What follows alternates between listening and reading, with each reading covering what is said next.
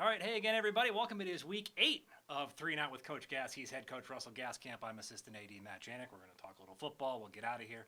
Coach, I think one of the things that football coaches always say, the goal is to get better every week during the season, right? The offense seems like maybe it turned a little bit of a corner last week. As we've kind of talked about throughout the season, a lot of interchanging parts, trying to kind of figure out what our rotations would look like at receiver, and then you put in, on top of all of that, dealing with some injuries. But we as much as anything, I think we've tried to simplify it down, let our kids just try to go play fast, and obviously getting EJ the ball and him not getting hit behind the line of scrimmage was a big part. So, I think you could say our offensive line's starting to play better. Obviously, we're still not the level we need to be at yet. Still not protecting the quarterback, but you look at the stat sheet, no negative yard rushes in the game. Got EJ going downhill. Regardless of whatever happens throughout the course of the year, EJ's the best player in the league. You go talk to opposing coaches, they'll say the same thing.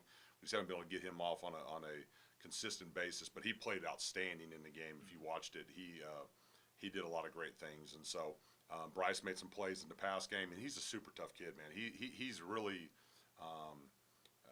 taken a lot of shots and had to go through deal with some bumps and bruises, and he's just gotten up off the mat every single time, and he's been a great leader for our team. So we're starting to see improvement on the offensive side of the ball.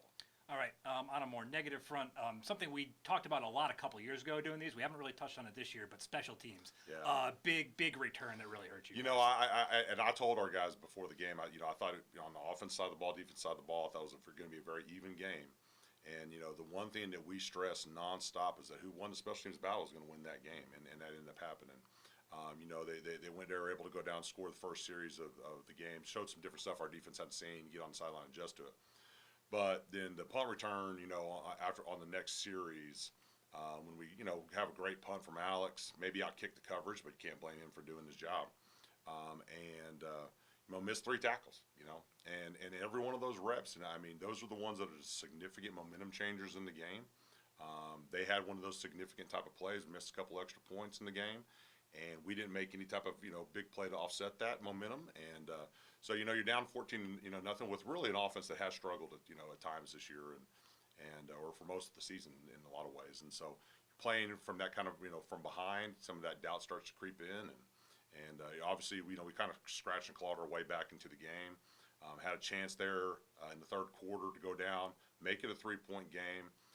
What I felt was a really egregious missed call in the end zone on a pass interference, and it ended up happening. We ended up taking a sack, and they go down and score, and it's a 14-point swing before you know it. So kids fought hard. They're continuing to fight through, and I thought we've had 2 really spirited practices the last couple of days, but you just can't put yourself behind when you're not if you're not significantly better than the other team, and that's what ended up happening. So all right, let's take those spirited practices and flip them ahead to this week. Pace coming to town. A couple weeks ago, we talked about assumption and game planning for a dual threat quarterback there. It sounds like you're in for an even bigger test this week.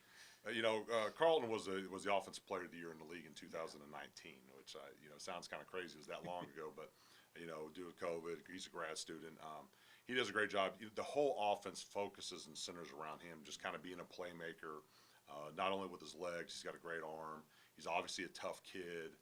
They can spread you out, which makes it tough when he's such a great runner with the ball. But he's got complete control of that offense, and we're going to have to play really, really well on the defense side of the ball to be able to not only contain them, but be able to hold their receivers, which they got a couple of receivers that are really explosive players, and hold them under wraps this week. So. All right, that's 3 questions. Let's get out of here, Coach. What's the key this week? Well, we got to contain him first.